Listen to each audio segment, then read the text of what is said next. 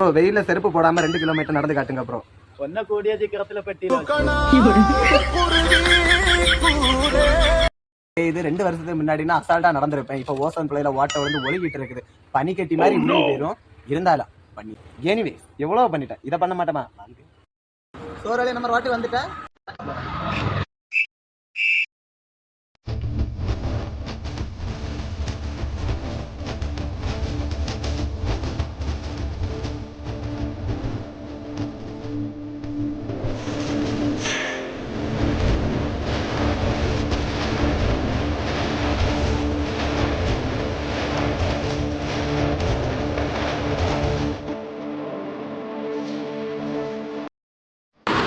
ஒரு வேலையா 2 கிலோமீட்டர் நடந்து முடிச்சுட்டேன். வெளியில கணக்கு பார்த்தா 2 கிலோமீட்டர் முடிச்ச மாதிரி காட்டுது.